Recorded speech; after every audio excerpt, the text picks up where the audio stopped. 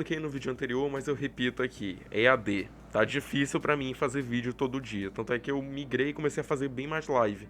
Aliás, me segue lá no outro canal, o link vai estar na descrição, tá? Por favor, vai lá, é no site roxo lá. Enfim, eu tô aqui pra fazer review do volume 5 de Marvel Saga, que é o livro de Ezequiel.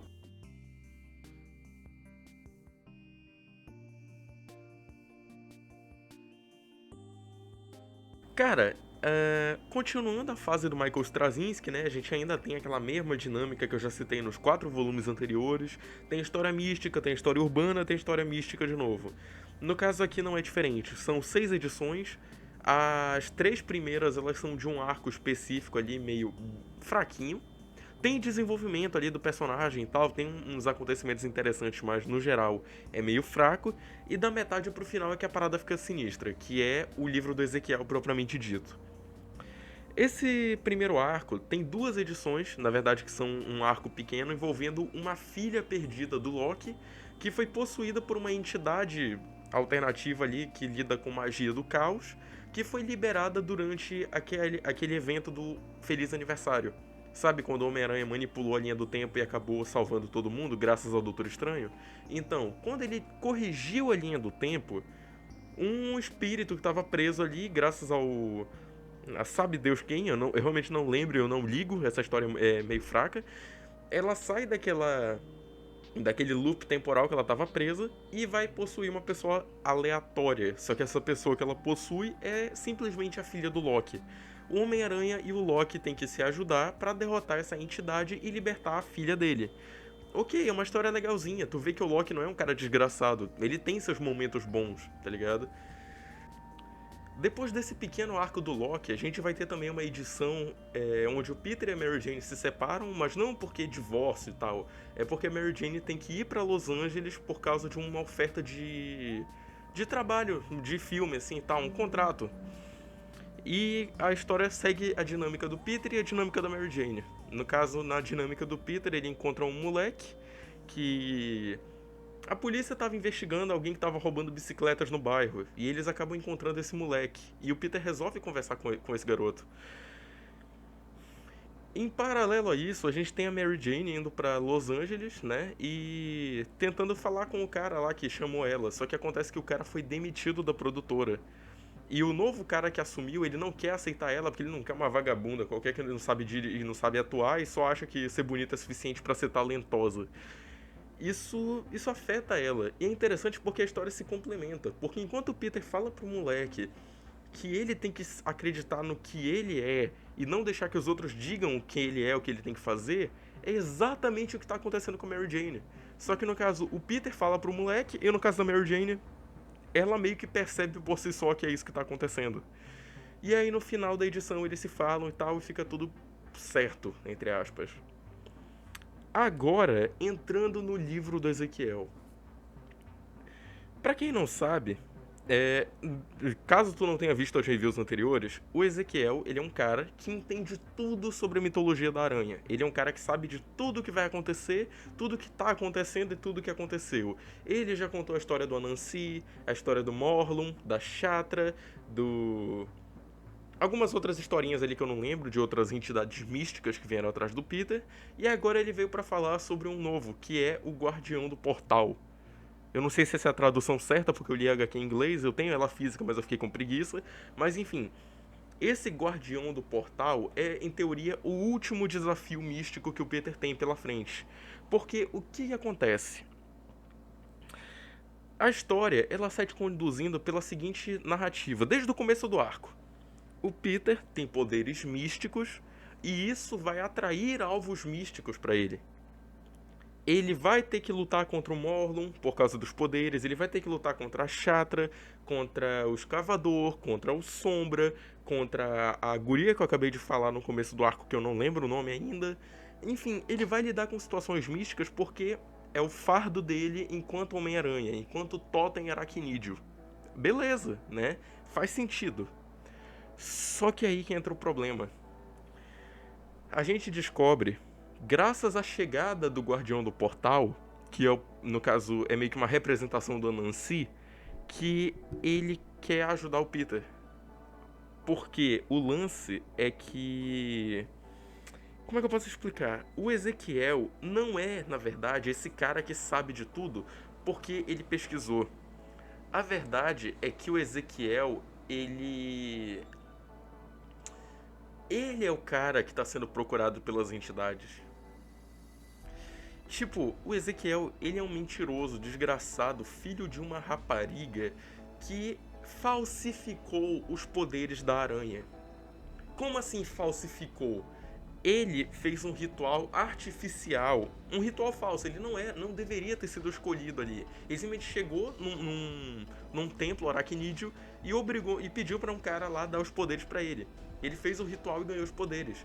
Só que ele é uma duplicata, ele é uma falsificação. Não foi ele o escolhido pelo Anansi. O Anansi escolheu o Peter, não o Ezequiel. Então o que acontece?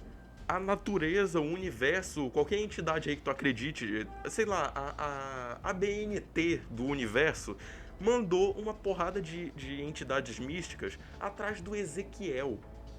Essas entidades queriam chegar no Ezequiel, porque ele é o erro, ele é a falha. Ele é aquela palavra que tu digita errado no Word e fica aquela linhazinha vermelha embaixo. Só que, como o Peter também é um totem, só que no caso um totem verdadeiro, e se ele fizesse o Peter acreditar na história que ele estava contando, talvez o universo desse uma pequena bugada e aceitasse que o Ezequiel é o verdadeiro e o Peter é o falso. Se o Peter morresse em combate com qualquer outra daquelas entidades. Ou seja, ele usou o Peter como bode expiatório. Tá aqui o universo. Esse aqui é o trouxa que vocês têm que matar. Foi isso que o Ezequiel fez. Só que qual que é o lance? O Anansi, ele deu essa visão pro Peter. Cara, seguinte, tu é o artigo verdadeiro. Eu te dei os poderes porque tu é um cara que sempre foi pisoteado, sempre foi botado pra baixo, sempre apanhou, mas que se tivesse o poder faria a diferença. Tu é um cara que, por conhecer a derrota, por conhecer a falta de poder, lutaria com o máximo que tu tem pra reverter essa situação. Por mais que o mundo te jogue vilões e qualquer outra coisa, sei lá, a representação mundana aí de mal, tu não é um cara que vai desistir. Tu é um cara que vai continuar lutando, vai sempre se levantar e vai preferir a morte à submissão. Por isso eu te escolhi. Só que aí que tá, não tem o lance de tipo, ele é o escolhido, ele é o verdadeiro campeão do universo. Este aqui é Peter Parker, o verdadeiro herói de toda a realidade. Não. Ele escolheu o Peter como cortesia profissional. Ele próprio fala isso. O Peter pode ter sido escolhido, mas foi uma escolha de tipo, pô, vai lá, garotão, tu merece.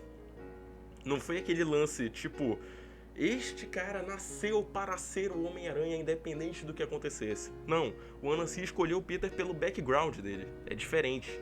É um pouquinho diferente. Eu tento me convencer com essa mentira todos os dias pra fazer parecer que não é porque ele era o escolhido, mas tipo, ele meio que é, entendeu? Só que não é um escolhido tipo, esse é o cara que vai trazer o equilíbrio pra força. Não, ele é o escolhido tipo, pô mano, olha como esse moleque é ferrado. Olha o tanto de merda que esse guri passou. Vai, faz alguma coisa útil aí, vai. Tu vai fazer a coisa certa. É esse tipo de escolhido. Mas continuando, eu viajei muito aqui. O lance é que, como o Peter era o escolhido e o Ezequiel era o falsificado, se o Ezequiel fizesse um ritual, tipo de troca de poderes, o Peter seria visto como falsificado e seria devorado pela entidade aracnídea e o Ezequiel ia estar livre. Só que o que ele não previu é que o ritual também ia fazer eles trocarem experiências de vida. E aí tu vê um dos momentos mais interessantes e paralelos perfeitos entre o Ezequiel e o Peter Parker. Por quê? O Peter, ele é um cara que, independente de ter ou não poderes, ele vai fazer a coisa certa, ele vai ser um herói, ele vai tomar a decisão correta pra salvar as pessoas, pra ajudar a gente. Enquanto que o Ezequiel, ele é o cara que tinha recursos, ele tinha dinheiro, ele tinha poder de verdade, mas ele nunca resolveu ajudar ninguém. Ele sempre botava desculpa, tipo, não, eu preciso disso, não, eu preciso daquilo, não, eu preciso daquilo outro. E ele nunca fez nada de verdade. E outra coisa que é interessante, porque não sei se vocês sabem, eu tô montando um vídeo sobre Iceberg do Homem-Aranha também, assim como Guerra, só que o meu é focado em quadrinhos. Um dos tópicos mais importantes do Ezequiel é que a ideia do Michael Straczynski sobre o Ezequiel é a de que ele é um paralelo do Peter Parker. O Ezequiel, ele é uma versão do Peter Parker, só que adulta. Pra tipo, se o Peter Parker não tivesse ganho poderes, ele seria mais ou menos desse jeito. O lance é que o Ezequiel, ele é tudo que o Peter Parker nunca foi, entendeu? Ele queria ser tudo que o Peter Parker é. Não diretamente, tipo, eu tenho inveja do Peter Parker. Não, não, não. Ele é um cara que nunca alcançou o que o Peter Parker alcançou. Ele nunca chegou a fazer o que o Peter Parker fazia. E isso é o grande diferencial entre os dois. Quando ele vê a vida do Peter Parker passando nos olhos dele, ele percebe o erro que ele cometeu. Assim como o Peter Parker reconhece um pouco o lado do Ezequiel, que é um cara que se sentia impotente, um cara que não conseguia fazer nada do que ele queria. Sim, tem um detalhe que eu deixei de contar, né? O grande plano do Ezequiel, já que todos os outros deram errado, era atrair o Homem-Aranha até a América do Sul para ir em um templo aracnídeo e fazer o Peter participar de um ritual que colocaria ele como o errado da história. Ele seria o totem falsificado e o Ezequiel seria o verdadeiro. Pra assim o Peter ser perseguido pelo espírito ali da aranha, pela entidade da aranha que ia corrigir aquele erro que é o Ezequiel. Só que o Ezequiel não contava é que eles iam trocar experiências de vida no meio do ritual. E no fim, o Ezequiel acaba se sacrificando, ele troca de lugar com o Peter, o Totem devora ele e o Peter acaba sobrevivendo. No caso, né, o Ezequiel se sacrifica, o Totem retifica lá o universo, o Totem corrige ali o problema do universo e sobra apenas o artigo verdadeiro, que é o Peter Parker. E no final ele faz um questionamento pro cara que ajudou o Ezequiel a conseguir fazer o ritual ali, pra conseguir os poderes e tal. E ele fala, cara, mas qual que é a verdade? Beleza, o Ezequiel me sequestrou e tal, o Ezequiel mentiu pra mim, o Ezequiel fez um monte de merda, mas assim, qual que é a verdade? Meus poderes são da ciência ou místicos? Meus poderes têm uma origem científica, uma origem mística, ou acaso, ou coincidência? Cara, qual que é a coisa certa? Meus poderes, eles vieram do acaso, eles vieram da ciência, eles vieram do misticismo. E aí o cara simplesmente responde pro Peter. O sol nasce todo dia, beleza? O sol vem ali, sai, uau, nossa que bonitinho, beleza, fechou, já é noite. Só que tu pode me dizer por todos os motivos que astrofísicos, astrodinâmicos, científicos, todas as razões pelas quais o Sol vai nascer todo dia. E eu digo que é porque o Sol tem que nascer. Tu vê alguma contradição nisso? Não tem. Então é isso, entendeu?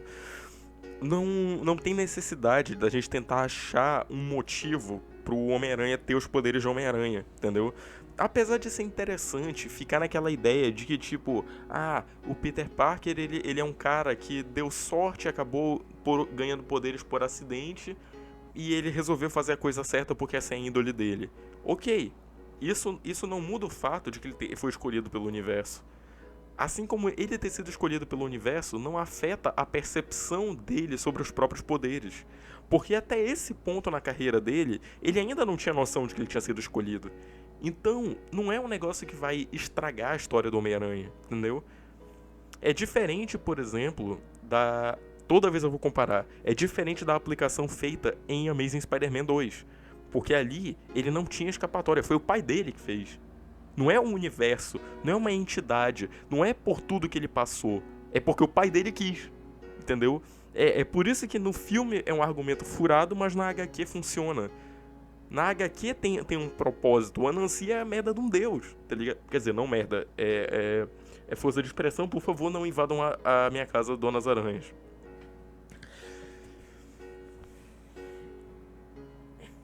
Entendeu? Assim, no filme não funciona porque, pô, é o pai do Peter, o cara não conhece o moleque direito, ele fez todo aquele lance na esperança de que o filho dele um dia crescesse, achasse um laboratório e virasse herói.